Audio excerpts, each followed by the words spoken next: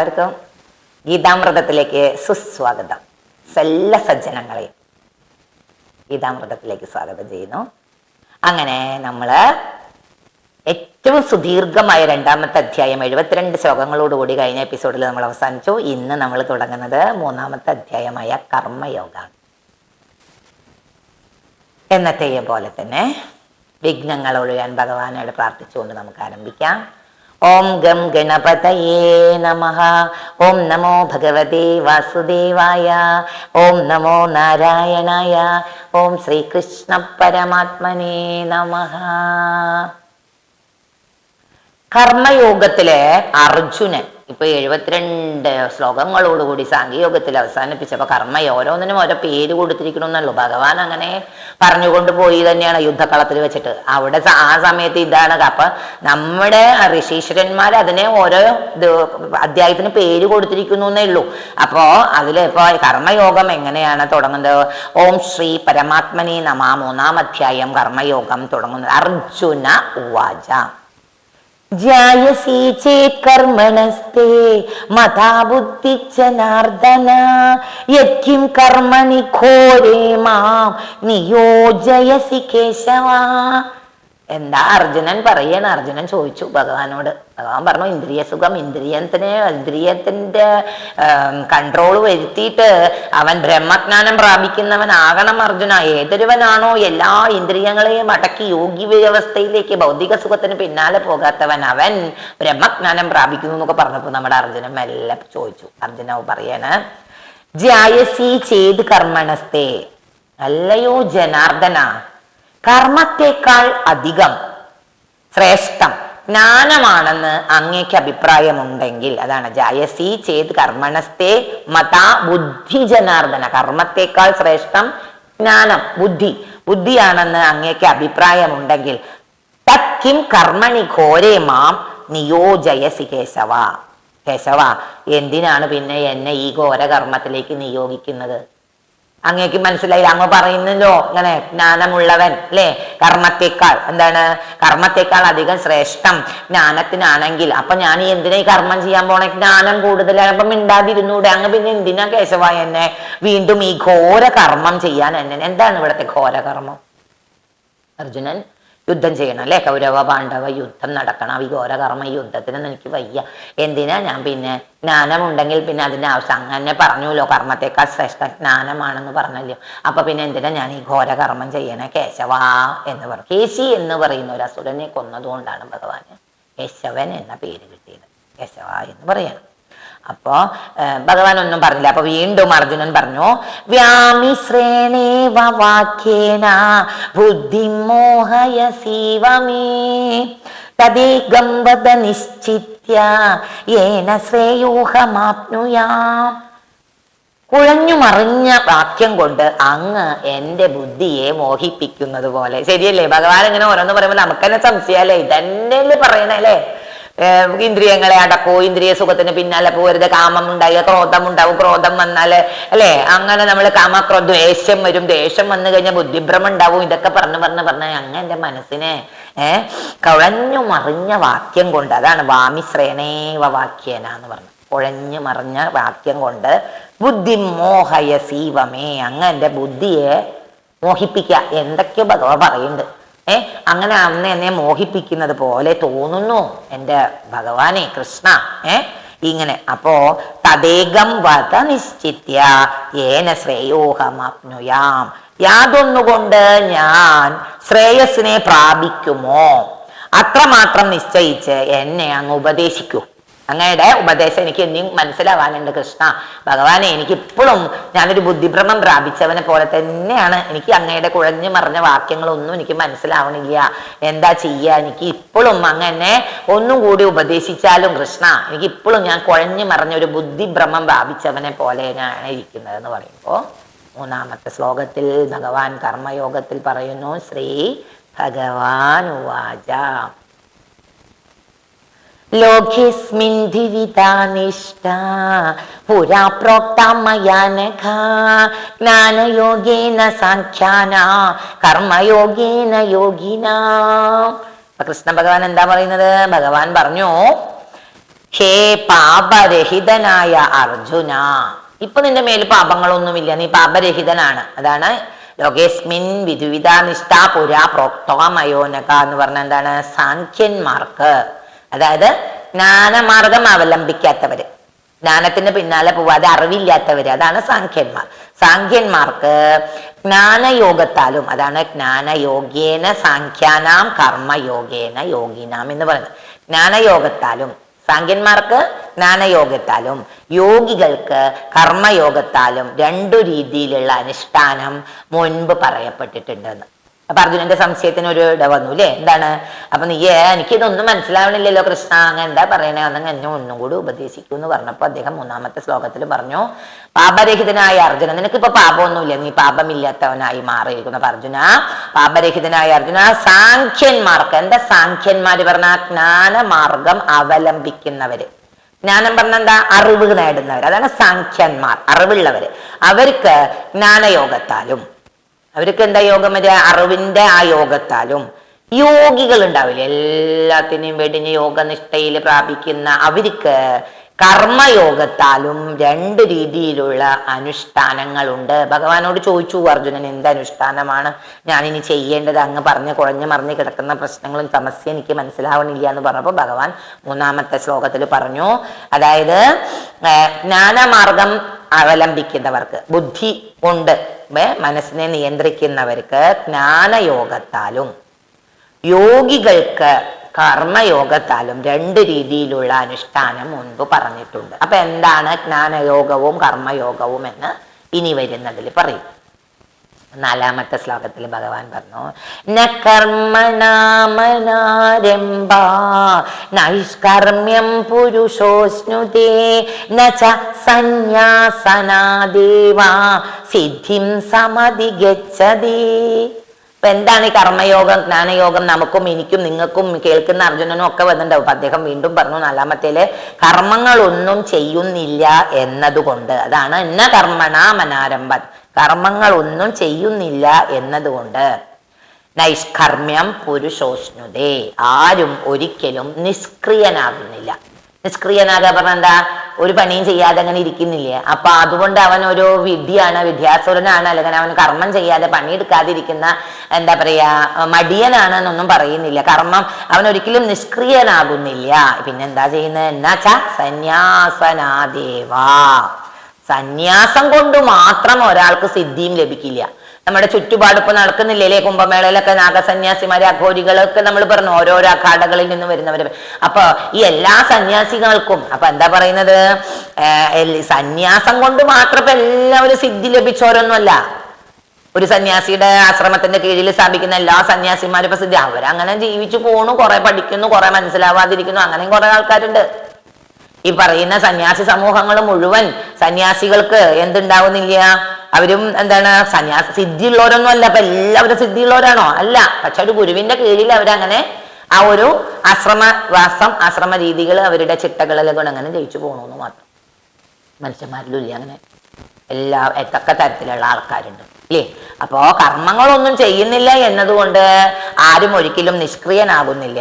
അതുപോലെ തന്നെയാണ് സന്യാസം കൊണ്ട് മാത്രം സിദ്ധി ലഭിക്കുന്നുമില്ല. ശാരീരിക കർമ്മങ്ങൾ ചെയ്യാതിരിക്കുന്നത് നിഷ്ക്രിയത്വവുമല്ല. എന്താ ശാരീരിക കർമ്മങ്ങൾ എന്ന് പറഞ്ഞാല്? അർജുനന്റെ ശാരീരികമായ കർമ്മം എന്താ? ആലോചിച്ച് മനസ്സ് പുണ്ണാക്കി ഇങ്ങനെ ദുഃഖിച്ചിരിക്കലാണോ? അല്ല. എന്താണ്? ശാരീരിക കർമ്മങ്ങൾ ചെയ്യണം, എണീക്കണം അല്ലെ, യുദ്ധം ചെയ്യണം അല്ലെ.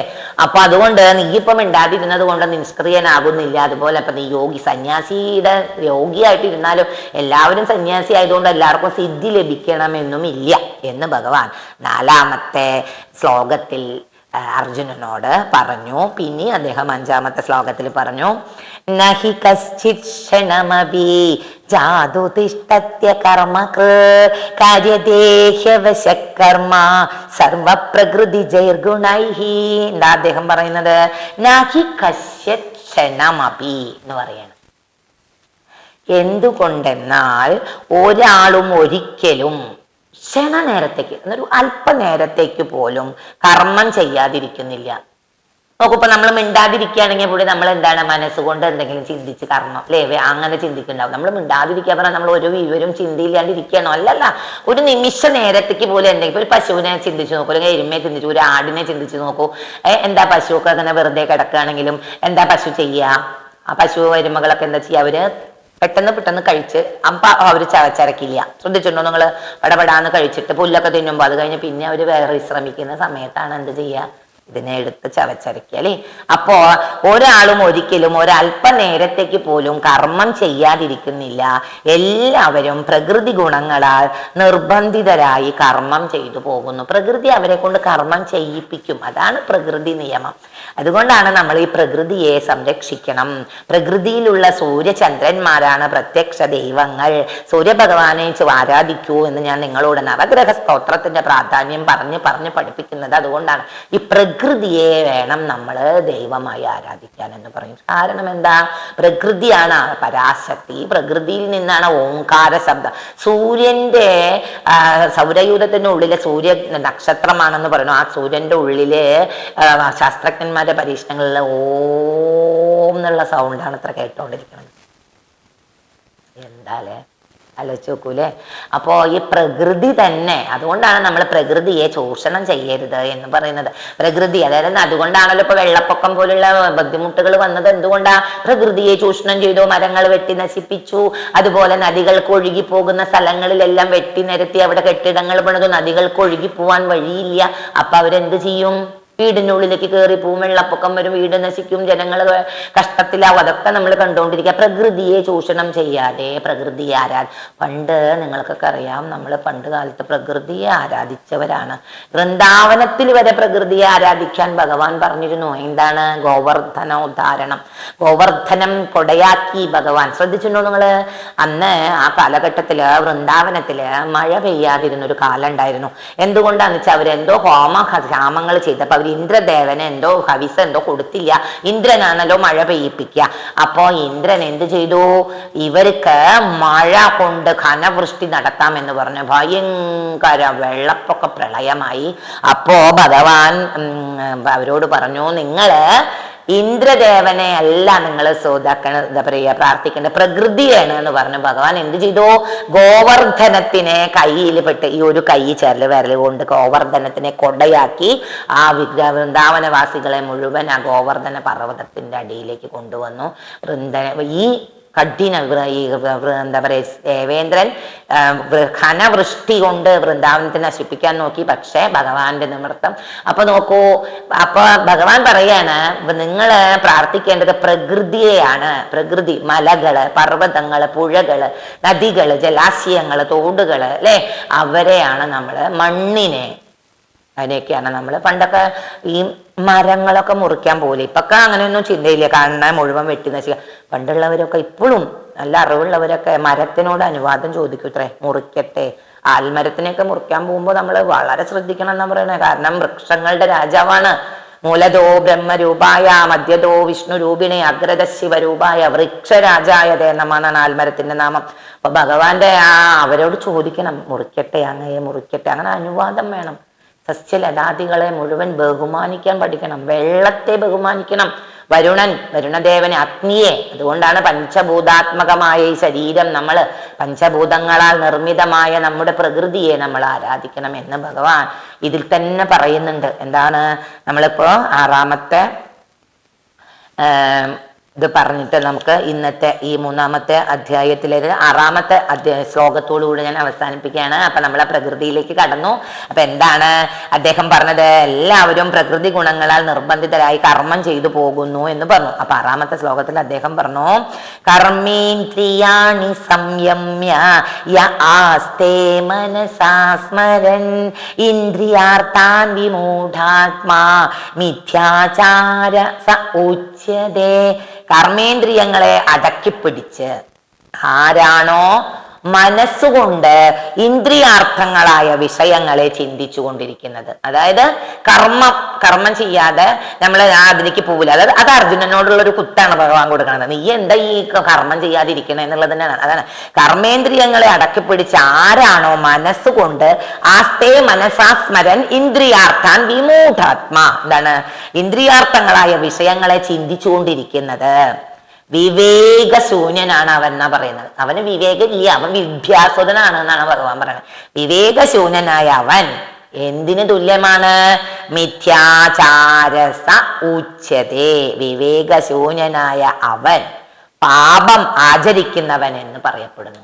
ഉണ്ടാതെ ഇരുന്നിട്ട് ഇന്ദ്രിയ സുഖങ്ങളെയൊക്കെ വെച്ചിട്ട് ഇന്ദ്രിയാർത്ഥങ്ങളായ വിഷയങ്ങളെ അങ്ങനെ ചിന്തിച്ചുകൊണ്ടിരുന്ന, അതായത് ഞാൻ ഇനി ഇവരെ കൊല്ലില്ല, ഇവരെ കൊന്നു കഴിഞ്ഞാൽ അവർക്ക് അതുണ്ടാവും, അവർക്ക് വിഷമാവും, എനിക്ക് പിന്നെ അവരെ മുഖത്തേക്ക് നോക്കാൻ പറ്റില്ല എന്ന് പറഞ്ഞ് ഇങ്ങനെ ആലോചിച്ചുകൊണ്ടിരിക്കുമ്പോൾ അവൻ എന്താണ്?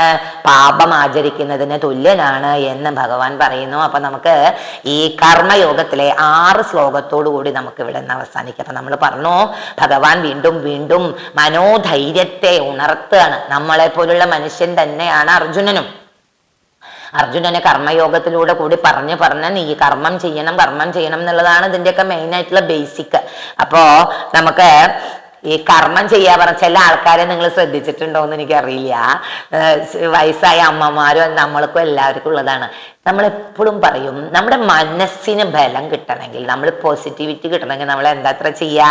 കാലത്ത് എണീച്ചതും ചില നിങ്ങൾ ശ്രദ്ധിച്ചിട്ടുണ്ടോ? അയ്യോ എനിക്ക് ഇന്ന് വയ്യ, ഇന്ന് എണീച്ചതും തലവേദന, എണീച്ചതും ഒരു ഇടുപ്പ് വേദന, ഭയങ്കര വയ്യ, അങ്ങനെ പറഞ്ഞുകൊണ്ട് എണീച്ച് വരാനേ പാടില്ല അത്രേ. നമ്മൾ എപ്പോഴും മനസ്സിൽ ഒരേ കാര്യം തന്നെ ആ ഒരു ഇതിലേക്ക് നമുക്കത് ചെയ്യണം എന്ന്, നല്ല പ്രവൃത്തി എനിക്ക് ചെയ്യണം, ഞാൻ നല്ലൊരു സമൂഹത്തിന് ഒരു വ്യക്തിയായി അങ്ങനെ പറഞ്ഞു കഴിഞ്ഞാല് നമ്മുടെ മൂർധാവിലെ ഒരു ദേവതയുണ്ട് അത്രേ. ആ ദേവതയുടെ പേരാണത്രേ തഥാസ്തു. തഥാസ്തു എന്താണ് തഥാസ്തു? ഇതർത്ഥം എന്ന് പറയൂ നിങ്ങൾക്ക്? ഭഗവാന്മാരെയൊക്കെ പ്രസാദിച്ച് പണ്ട് നമ്മൾ കണ്ടിട്ടില്ലേ, തപസ് അനുഷ്ഠിച്ചപ്പോ ബ്രഹ്മാവ് പ്രതിഷ്ഠപ്പെട്ടു, എനിക്ക് അങ്ങനെ തഥാസ്തു എന്താണ്? അങ്ങനെ സംഭവിക്കട്ടെ എന്നാണ്. അപ്പൊ നമ്മുടെ മൂർധാവിൽ തന്നെ ഉണ്ട് അത്ര ദേവത. അപ്പൊ നമ്മൾ എന്താണോ പറയുന്നത്, നമ്മളൊരു കാര്യം തന്നെ തുടർച്ചയായിട്ട് പറഞ്ഞുകൊണ്ടിരുന്ന ദേവത പറയത്രേ തഥാസ്തു. അപ്പോ എനിക്ക് ഇന്ന് വയ്യ, എനിക്ക് രോഗാണ്, എനിക്ക് തലവേദനയാണ്, എന്നെ കൊണ്ട് ഒന്നും കഴിയില്ല, എനിക്ക് പേടിയാണ്, സമൂഹത്തിന് ഒരാളോട് സംസാരിക്കാൻ എനിക്ക് പേടിയാണ് എന്നൊക്കെ പറഞ്ഞാ ദേവത പറയത്ര അങ്ങനെ തന്നെ. അത് തിരിച്ചോ നമ്മൾ പറയുകയാണെങ്കിലോ, ഞാൻ ഇന്ന് വളരെ എനർജറ്റിക് ആണ്, എൻ്റെ കൂടെ ഭഗവാൻ, അതുകൊണ്ടാണ് ഞാൻ നിങ്ങളടുത്ത് ഓരോ ക്ലാസ്സിലും ഞാൻ നിങ്ങളോട് ഇതാ വീണ്ടും ഞാൻ ഇപ്പം പറഞ്ഞുതരാം. അറിയാത്തവരുണ്ടെങ്കിൽ ഈ കിടക്കയിൽ നിന്ന് എണീച്ച് വരുമ്പോൾ തന്നെ നമ്മൾ 2 കൈയും ഇങ്ങനെ വെച്ചിട്ട് എണീച്ചിരുന്നിട്ട് നമുക്ക് പറയാം, കരാഗ്രേ വസതേ ലക്ഷ്മി, കരമധ്യേ സരസ്വതി, കരമൂലേ സ്ഥിതാ ഗൗരി, പ്രഭാതേ കരദർശനം. എന്നിട്ട് പറയാം, നിങ്ങൾ 2 കൈയും കൂട്ടി തിരുമ്മിയിട്ട് ഇങ്ങനെ ഇങ്ങോട്ട് വെക്കുക അത്രേ. അതൊന്ന് ചെയ്ത് പ്രാക്ടീസ് ചെയ്ത് നോക്കൂ. ഈ നെഗറ്റിവിറ്റി പോവും നിങ്ങൾക്ക്.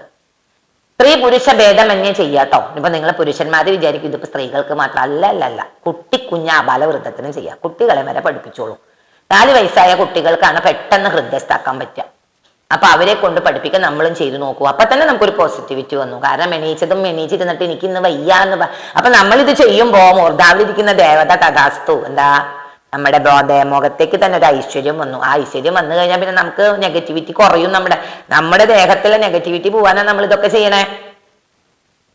അപ്പോ എന്താണ് നമ്മുടെ ശരിയായ ആരോഗ്യം എന്ന് പറയുന്നത്? മാനസികവും ശാരീരികവും സാമൂഹികവും ആധ്യാത്മികവുമായ ആരോഗ്യത്തിന് പോസിറ്റിവിറ്റി ഉണ്ടാവാൻ, നെഗറ്റിവിറ്റി നമ്മുടെ മുക്കിൽ നിന്ന് പോവാൻ വേണ്ടി നമ്മൾ എപ്പോഴും പോസിറ്റീവായ കാര്യങ്ങൾ ചിന്തിക്കുക, എനർജറ്റിക് ആയിട്ട് സംസാരിക്കുക, എനർജറ്റിക് ആയിട്ട് നമ്മളെല്ലാം ഞാൻ എന്നെ കൊണ്ട് ഇന്ന് എൻ്റെ കുടുംബത്തിന് മാത്രമല്ല സമൂഹത്തിന് എന്തെങ്കിലും ചെയ്യാൻ പറ്റുമോ, അങ്ങനെ എന്തെങ്കിലും ഒരാൾക്കെങ്കിലും ഒരു ഉപകാരം ചെയ്യാൻ പറ്റുമോ എന്നുള്ള ചിന്തയിൽ നമ്മൾ അങ്ങോട്ട് പോയി കഴിഞ്ഞാൽ നമ്മുടെ മൂർധാവിലുള്ള ദേവത നമ്മളോട് പറയും തഥാസ്തു എന്ന് പറയത്രേ.